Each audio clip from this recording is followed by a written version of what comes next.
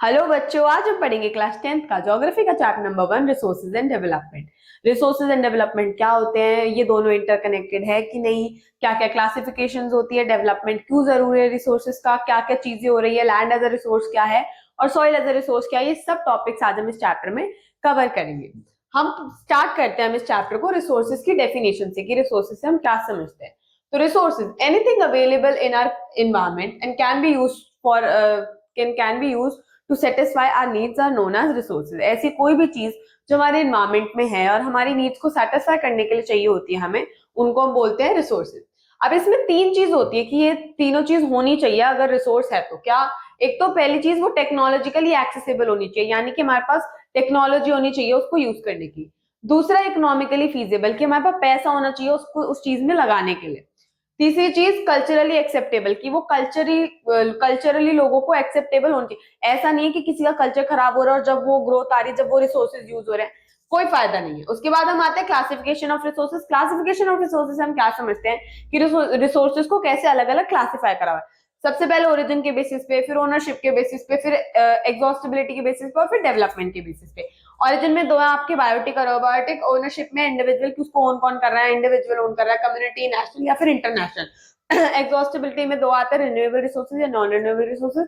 ये दोनों हम पहले भी पढ़ चुके हैं। रिन्यूएबल रिसोर्सेज वो होते हैं जो रिन्यू हो जाए, यानी कि जो दोबारा से आ जाए, जो खत्म ना हो। और इनरिन्यूएबल नॉन रिन्यूएबल रिसोर्सेज होते हैं जो खत्म हो जाएंगे, दोबारा नहीं आएंगे। और डेवलपमेंट होती है कि उसमें पोटेंशियल है डेवलपमेंट की, कि वो डेवलप्ड है, कि वो स्टॉक या फिर रिजर्व है। ठीक है।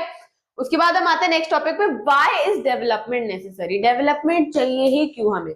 बेटा देखो, एक प्रॉब्लम है और वो प्रॉब्लम क्या है, डिप्लीशन ऑफ रिसोर्सेज, यानी कि हमारे जो रिसोर्सेज हैं वो घटते जा रहे हैं। हमारी उम्र की तरह हमारे रिसोर्सेज भी घटते जा रहे हैं। अनइक्वल डिस्ट्रीब्यूशन हो रखा है रिसोर्सेज का, किसी के पास ज्यादा है, किसी के पास कमी है, कोई तमीज ही नहीं है।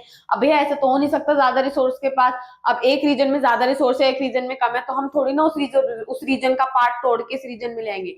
तो अनइक्वल डिस्ट्रीब्यूशन है, तो ये एक बहुत बड़ी प्रॉब्लम है। और इश्यूज, और फिर जिसके पास ज्यादा है वो तो इश्यूज क्रिएट कर देता है, जिसके पास कम है वो तो इस्तेमाल कर ही नहीं पाता।